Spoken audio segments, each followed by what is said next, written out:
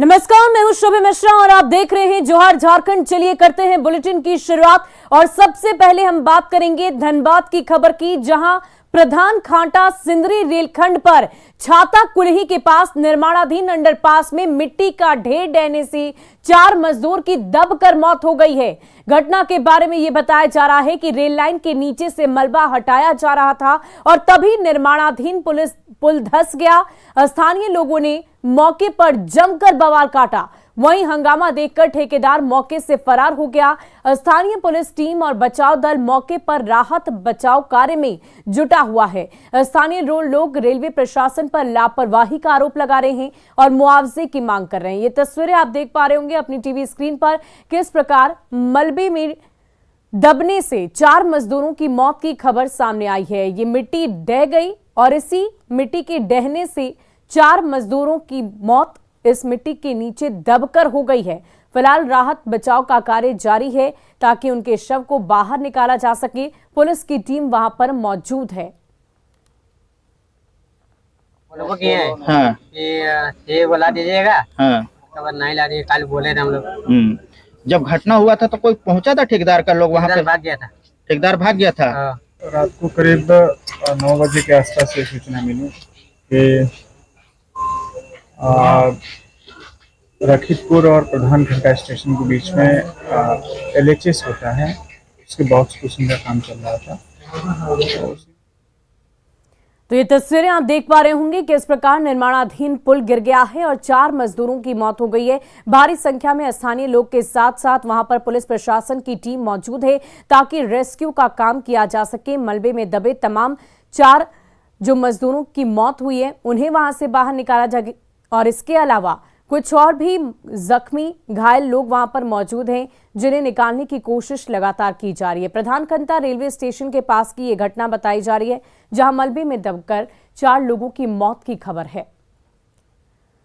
और इस हादसे से जुड़ी क्या कुछ ताजा अपडेट है वो भी हम आपको बता दें। स्थानीय लोग मुआवजे की मांग को लेकर लगातार बवाल कर रहे हैं। ग्रामीणों की मांग है कि रेलवे उन्हें 20 लाख रुपए मुआवजा और परिवार के एक सदस्य को नौकरी दे, तभी वे प्रदर्शन खत्म करेंगे। वहीं आशंका ये जाहिर की जा रही है कि मलबे में अभी और भी कई लोग दबे हो सकते हैं। यानी कि मांग इस बात की है कि नौकरी दी जाए, साथ साथ मुआवजे की राशि भी मांग रहे हैं और इसी को लेकर लगातार विरोध प्रदर्शन किया जा रहा है। भारी संख्या में वहां पर लोग मौजूद हैं। स्थानीय लोगों के द्वारा बवाल किया जा रहा है ताकि रेलवे की ओर से मुआवजा तो मिले ही और परिवार के किसी एक सदस्य को नौकरी भी मिले। काम कर रहे थे यहाँ, हम लोग ग्रामीण काम कर रहे थे। एक इससे पहले मालगाड़ी पार हुई थी। अच्छा। तो वाइब्रेशन हुआ था। ये मिट्टी ये काम कर रहे सब, मिट्टी जो है ना धंस गई तो 4 मजदूर दब गए। एक तो किसी तरफ भागे, 5 मजदूर काम कर रहे थे तो उनका एक जान का बचा उत्ते दबा हुआ था। वो किसी तरह जान बचा के भागे और ग्रामीणों को सूचना दी। अच्छा। और 4 रात को ही दबे हुए। और इस पूरी खबर की अधिक जानकारी के लिए हमारे संवाददाता संजय हमारे साथ फोन लाइन पर जुड़ चुके हैं। संजय, अभी इस वक्त की क्या जानकारी मिल पा रही है? क्या लोगों का गुस्सा, आक्रोश थोड़ा कम हो पाया है? क्या उन्हें समझाने बुझाने की कोशिश जो की जा रही थी उसमें सफलता मिली है? लगातार जब तक घटना हुई तो उसके बाद से ग्रामीणों में रोष था और लगातार जो है रेलवे का अधिकारी लोगों को समझाने का प्रयास करता। आज सुबह भी है लोगों को समझाने का प्रयास किया, लेकिन जो ग्रामीण थे उनका कहना था कि जो भी मजदूर दबे हैं जिनकी मौत हुई उन सभी को 20 लाख रुपए तो मुआवजा और साथ ही साथ हर परिवार के एक व्यक्ति को नियोजन दिया जाए। इसको लेकर लगातार वार्ता चली। अब जो है तो DRM की तरफ से पता चल रहा है कि 50,000 रुपया अभी फिलहाल वो नगद देने को तैयार हो गए हैं। साथ ही साथ वो DRM जो है तो अपने वरीय जो भी रेलवे प्रबंधन के लोग हैं उनसे वार्ता कर इनकी बातों को वो रखने का काम करेंगे। फिलहाल अब जो है तो बचाव कार्य के लिए जो भी वाहनें वहाँ आई थी उसके द्वारा मिट्टी हटाकर मजदूरों को निकालने का कवायद शुरू हो गई है और अब 1 से 2 घंटे में लग रहा है। लोगों की मौत की खबर तो सामने है ही, लेकिन कई अन्य लोगों के दबे होने की आशंका जाहिर की जा रही है। क्या कोई भी एक व्यक्ति, क्या कोई भी एक मजदूर का वहां से घायल होकर वहां से निकल पाया अब तक? फिलहाल जब ये घटना हुई थी तो वहां पर 5 से 7 मजदूर काम कर रहे थे, जिसमें से 4 मजदूर दबे थे और इस घटना के बाद 2 मजदूर जो है तो वहां से भागने में सफल हुए थे। जो तस्वीरों में हमारे तरफ से दिखाई गई कि जो मजदूर घायल हुए थे उसे किसी तरह फर्स्ट एड इलाज कराकर वहां से फिर अस्पताल भेजा गया। एक मजदूर से बात हुई, उन्होंने ही कहा कि जब ये घटना हुई तो वहाँ मौजूद थे और जब ये उसके बाद जो है तो वो गाँव में जाकर लोगों को सूचना दी और उसके बाद ही गाँव के लोग यहाँ पर आए और उसके बाद बवाल हुआ। रात को जब ये घटना हुई थी तो रेलवे पटरी पर ग्रामीण बैठ गए और वहां पर भी वार्ता डीआरएम के द्वारा हुआ, लेकिन जब रात को बात नहीं बनी तो आज सुबह में भी वार्ता का दौर चला और अब जो है तो लोगों की जो मांग है उसको लेकर प्रबंधन के द्वारा, रेलवे प्रबंधन के द्वारा हामी भरी गई है और अब जो है शवों को निकालने की कवायद जारी हो चुकी है। बहुत बहुत शुक्रिया संजय हमारे साथ जुड़ने के लिए, तमाम जानकारी के लिए। तो ये बड़ी खबर आपको धनबाद से बता रहे थे और इसका अपडेट भी बताया कि किस प्रकार तमाम जो वहां पर स्थानीय लोग हैं वो मुआवजे की मांग कर रहे हैं। डीआरएम की तरफ से फिलहाल 50,000 रुपए देने का आश्वासन दिया गया है।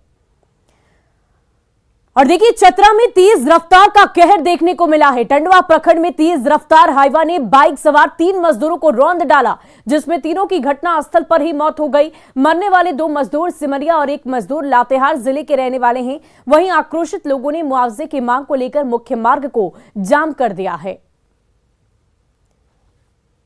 3 लोगों के चपेट में ले लिया है, जिसके कारण ग्रामीण लोग आक्रोशित होकर प्रत्येक पीड़ित के परिवार लोग 10-10 लाख रुपया और एक कॉलोनी और वृद्धा और विधवा पेंशन की मांग की है, जिसके कारण रोड जाम किया है और रोड जब तक मांग पूरा नहीं होगा रोड जाम नहीं खोलेंगे।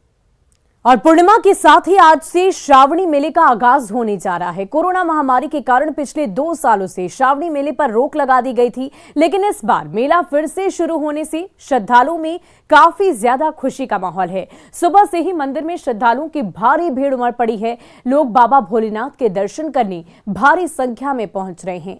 ये तस्वीरें आप देख सकते हैं किस प्रकार भारी संख्या में श्रद्धालुगण इस वक्त बाबा नगरी में बाबा मंदिर के परिसर में मौजूद हैं और उनकी एक दीदार के लिए, उनकी एक झलक के लिए बेसब्री से इंतजार कर रहे हैं। बहुत अच्छा लग रहा है। ऐसा लग रहा है कि फिर जिस तरह यह शिवलोक था उसी तरह शिवलोक हो गया और जैसे शिवधारी गिरवा वस्त्रधारी कांवरिया लोग आते थे और बाबा उनकी मनोकामना पूरी करते थे, आज फिर वही दिन आ गया। श्रावणी मेला का आगाज इस वर्ष हो चुका है। पिछले 2 वर्षों से कोरोना के कारण श्रावणी मेला नहीं लग पाया था, जिस वजह से श्रद्धालु बाबा धाम नहीं पहुंच पा रहे थे। वहीं आज गुरु पूर्णिमा है और आज के बाद से जो है श्रावणी मेला देवघर में लग जाएगा। आज के बाद देवघर के बाबा बैद्यनाथ मंदिर में अर्घा सिस्टम भी लग जाता है। ये देखिए श्रद्धालुओं की हुजूम जो है इस वक्त बाबा मंदिर के परिसर में है, जहाँ पे हजारों की संख्या में श्रद्धालु इस वक्त मौजूद हैं और भीड़ से जो है पूरी मंदिर पटी हुई है। 2 सालों से ये पूरी वीरान पड़ गई थी कोरोना महामारी के कारण।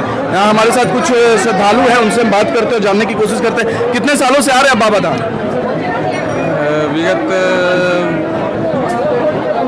30 वर्ष से। 30 वर्ष से। पिछले 2 वर्ष नहीं आ पाए थे कोरोना के कारण। कितना मलाल रह गया था? बहुत ज़्यादा मलाल रहा। बाबा का स्मरण घर में ही बैठ के कर रहे थे। वैसे तो बाबा की असीम कृपा है हम लोगों पर। मैं कैलाश यात्रा भी करके आ चुका हूँ। अच्छा, कैलाश यात्रा से आ चुका। मेरा नाम राजेश है, कैलाशी राजेश कुमार।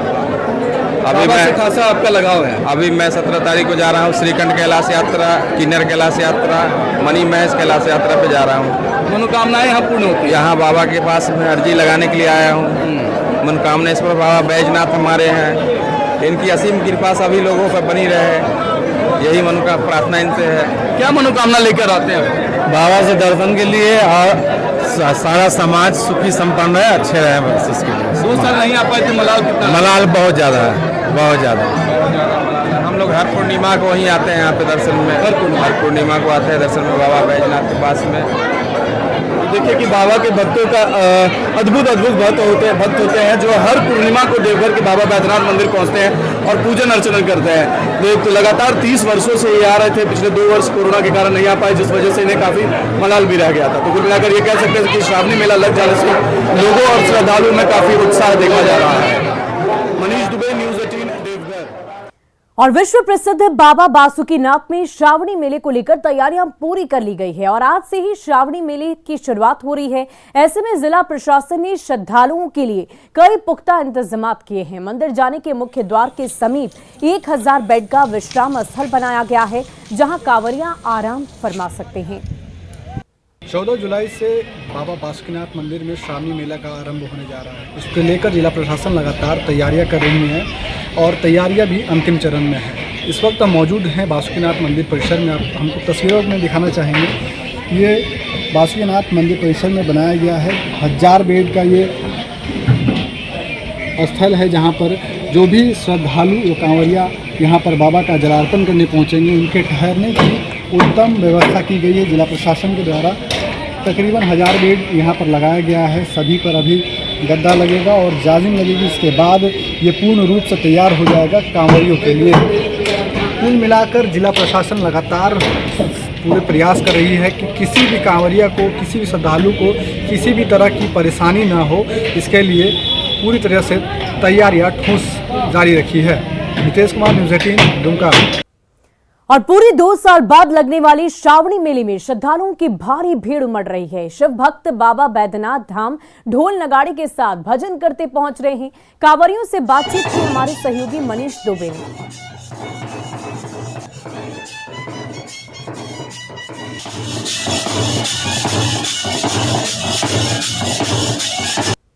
कोरोना महामारी के कारण लगे लॉकडाउन की वजह से विश्व प्रसिद्ध श्रावणी मेला 2 साल तक स्थगित कर दिया गया था, लेकिन अब जो है श्रावणी मेला का आगाज़ हो गया है। कांवरिया जो है देवघर पहुंचने लगे हैं और फिर से वही रौनक देवघर में देखने को मिल रही है। जगह जगह पंडाल बनाए गए हैं और कांवरिया भारी उत्साह के साथ देवघर पहुंच रहे हैं। बैंड बाजे के साथ, गाना बजाना, बाबा भोले के गीतों के साथ यहाँ पर पहुँच रहे हैं। झूमते हुए पूरा परिवार पहुँच रहे हैं और काफ़ी खुशी भी है, उत्साह भी है। किस तरह से आप लोग ढोल नगाड़े बजा के पहुंचे हैं?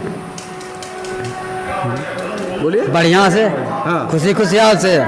2 साल से आ रहे थे? 2 साल से नहीं आ रहे थे, अभी आ रहे हैं। कितना अच्छा लग रहा है? बढ़िया लग रहा है। बढ़िया लग रहा है। कितना मजा आ रहा है आप लोग को? बहुत अच्छा, बहुत अच्छा लग रहा है। कौन सा गाना बजाते हुए आप लोग आए? भोले बाबा का होते हैं जो मोर भंगिया को मना दे, यही सब ना। तो बाबा भोले के भजनों को बजाते हुए इन लोग यहाँ पर पहुँचे हैं और एक पूरा परिवार जो है यहाँ पे और भी है। कितने सालों से आप आ रही हैं बाबा धाम? हम 40 साल से आ रहे हैं बाबा धाम। हाँ। तो 2 साल नहीं आ पाई थी? हाँ, 2 साल नहीं आए। मलाल था कि 2 साल बाबा से नहीं मिल पाए? जरूर मलाल था। इस बार मिल लेंगे? हाँ, तब क्या। हाँ? इसीलिए और क्या मनोकामना करेंगे? क्या मनोकामना करेंगे? आया खुशी से। हाँ। कितना बाबू पहली बार आए हो? हाँ। कितना खुशी लग रहा है? जोर से बोलो। अच्छा लग रहा है। बाबा का पूजा करेंगे? हाँ। मुंडन भी होगा। हाँ। तो देखिए, मन्नतें होती हैं तो मुंडन कराने के लिए, क्यों मुंडन कराने के लिए अपना पोता को लाई हैं आप? हाँ, मुंडन करने मनोकामना था। हाँ। क्या मनोकामना था? मनोकामना पोता होले तो देखिए बाबा का मन पूरा कर लगे थे। हाँ। बाजा के साथ। हाँ जी, बिल्कुल। देखिए कि काफ़ी खुशी और उत्साह हो रहा है लोगों में। 2 साल से नहीं पहुंच पा रहे थे, वही मनोकामना भी यहाँ पे पूर्ण होती है। जैसे ये बताई कि इन्होंने अपने लिए पोता मांगा था और बाबा बैद्यनाथ ने इनकी सुनी और पोता इनको हुआ, जिसके बाद ये अपने पोता को भी साथ लेकर आई है। यहाँ पर मुंडन का भी कार्य कराएगी। ढोल नगाड़ों के साथ इन लोग यहाँ पर पहुँचे हैं। काफ़ी उत्साह भी है इन लोगों में। मनीष दुबे, न्यूज़ 18, देवघर। और देखिए, इसी बीच आपको बड़ी खबर बोकारो से बता दें, जहां स्टील प्लांट में एक बड़ा हादसा टल गया है। प्लांट के कोल्ड रोलिंग मिल सीआरएम के एक और 2 पिंक लिंक लाइन का एक स्ट्रक्चर भरभरा कर गिर गया। अच्छी बात तो ये रही कि इस हादसे में किसी को हताहत नहीं पहुंची, लेकिन हादसे के बाद प्लांट में अफरा तफरी का माहौल हो गया और सुरक्षा के ख्याल से प्लांट परिसर में 930 को सीआईएसएफ के जवानों ने अपने घेरे में ले लिया। मजदूर यूनियन के नेता इस पूरी तरह से लापरवाही का नतीजा मान रहे हैं, क्योंकि जर्जर स्ट्रक्चर को लेकर कई दफा शिकायत पहले भी की जा चुकी थी, लेकिन प्रबंधन ने किसी तरह इस पर ध्यान नहीं दिया था। हम कई बार पिछले 1-1.5 साल से लगातार, चाहे ईडीडब्ल्यू हो या पर्सनल डिपार्टमेंट को हो या सीआरएम के मैनेजमेंट हो, सबको हम आगाह करते आए हैं कि वो कभी भी शेड गिर सकता है, उस पर ध्यान दीजिए, नहीं तो बहुत बड़ा दुर्घटना हो सकता है। लेकिन मैनेजमेंट ने ठेका पत्ता निकाल के वर्षों से उसको लटकाए हुए है। आज अब उसका परिणाम निकला कि पूरा शेड नीचे गिर गया। संजोग से ईश्वर का ये माने मेहरबानी समझिए कि वहां पर कोई आदमी का फैटल नहीं हुआ।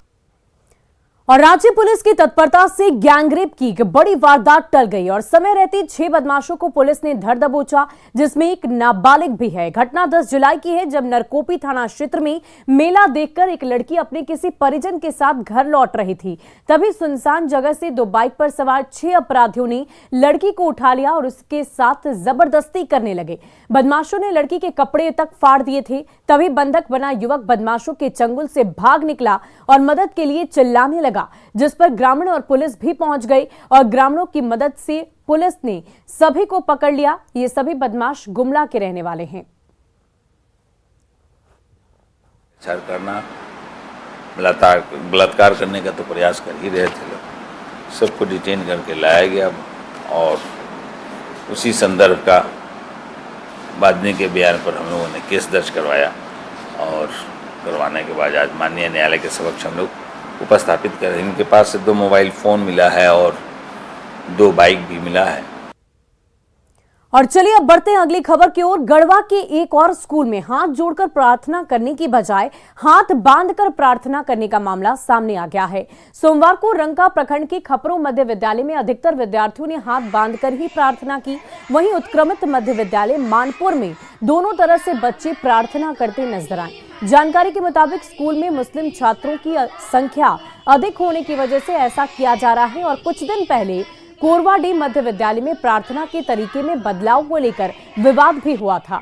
तब स्कूल में छात्र, अभिभावक और गांव के जनप्रतिनिधियों के साथ शिक्षा विभाग के अफसरों ने बैठक करके इस मसले को सुलझाया था, लेकिन कुछ दिन बाद ही दोबारा ये दोहराया जा रहा है।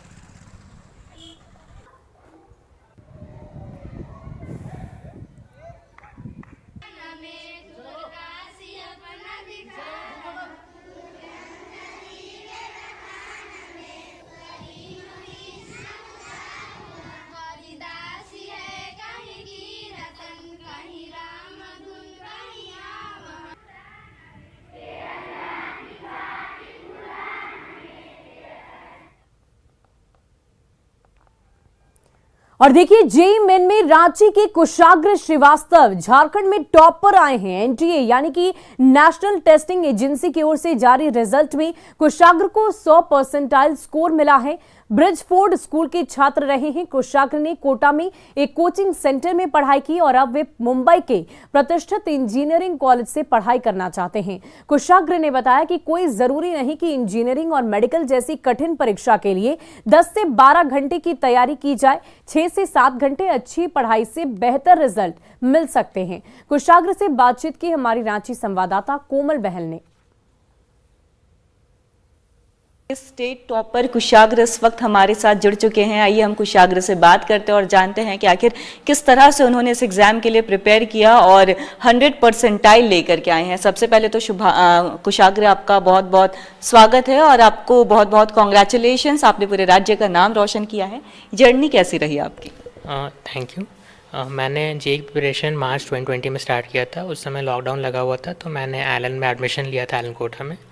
और क्लासेस ऑनलाइन, शुरू में तो ऑनलाइन चली, फिर ऑनलाइन एंड ऑफलाइन, और उसके बाद उसी तरह से मैंने प्रिपरेशन 2 साल की। तो ऑनलाइन फिर ऑफलाइन, ये प्रिपरेशन कैसा रहा? मतलब क्या आप डिफरेंस देखते हैं ऑनलाइन में ऑफलाइन में? ऑफलाइन में ऑफकोर्स अटेंशन ज़्यादा रहता है, बट ऑनलाइन में भी हमें कोई दिक्कत आने नहीं दिया गया। फैकल्टीज़ बहुत सपोर्टिव थी, हमेशा व्हाट्सएप पे अवेलेबल रहती थी डाउट्स क्लियर करने के लिए, तो इसलिए ज़्यादा दिक्कत नहीं हुई, परेशानी नहीं। मतलब सोशल मीडिया जो साधन है वो काफ़ी आपके लिए महत्वपूर्ण रहा। हाँ। तो अब आगे क्या करना चाहेंगे? आगे मैं आईआईटी बॉम्बे में कंप्यूटर साइंस इंजीनियरिंग परस्यू करना चाहूँगा। आईआईटी बॉम्बे ही जाना है? हाँ। ओके। अच्छा, जो बच्चे हैं उनको क्या मैसेज देना चाहेंगे, जो बच्चे इसके लिए प्रिपेयर कर रहे हैं? चूँकि आप एक स्टेट टॉपर भी है, तो दूसरे बच्चों के लिए भी आप कहीं ना कहीं प्रेरणा हैं।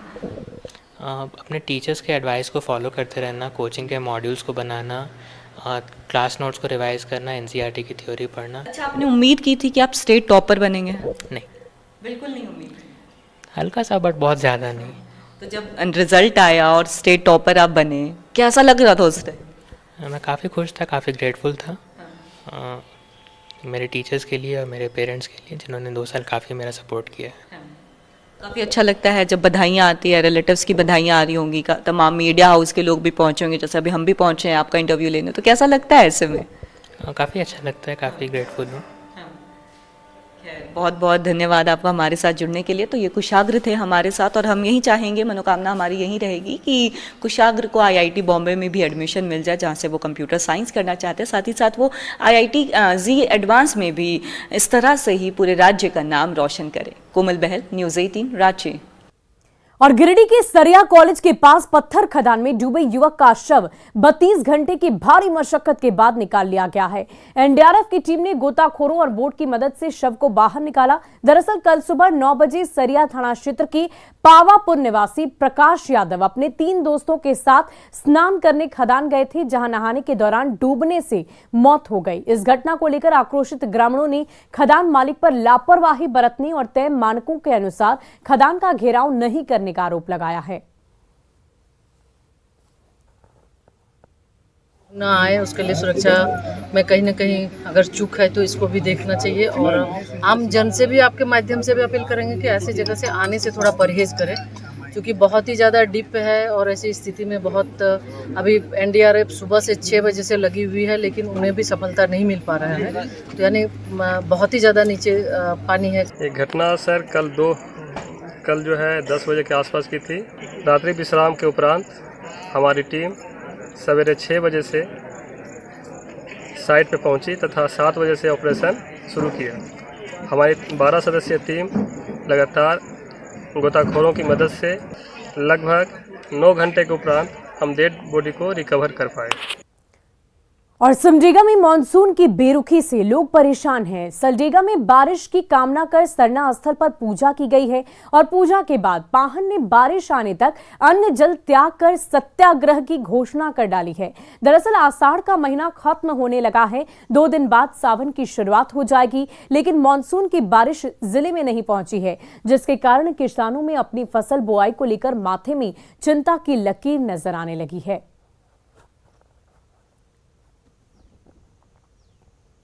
साथ साथ हमारे सलडेगा मौजा में चारों ओर पानी नहीं आ रहा है। उसी के चलते हम लोग आज भगवान से, आदिशक्ति माँ से हम लोग पानी का कामना के लिए दुआ प्रार्थना करने के लिए आए हैं।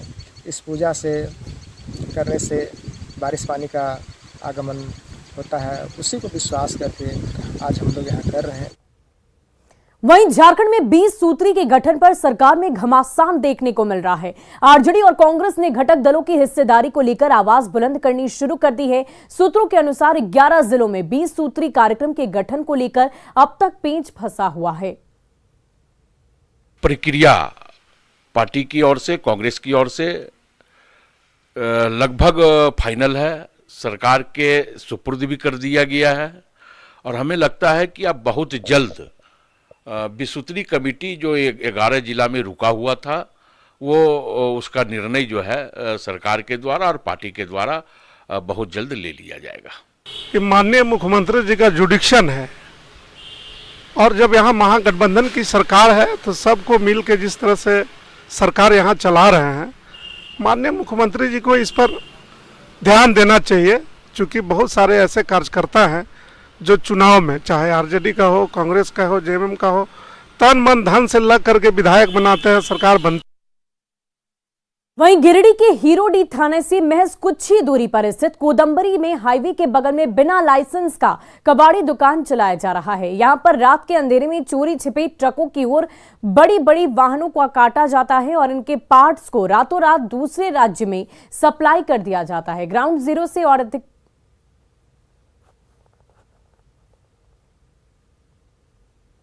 तो ये तस्वीरें आप देख सकते हैं किस प्रकार कबाड़ी की तमाम चीजें वहां पर मौजूद हैं और इन्हीं ट्रक के पार्ट्स को काटकर निकालकर इसकी तस्करी की जाती है, अवैध रूप से इसकी सीलिंग की जाती है।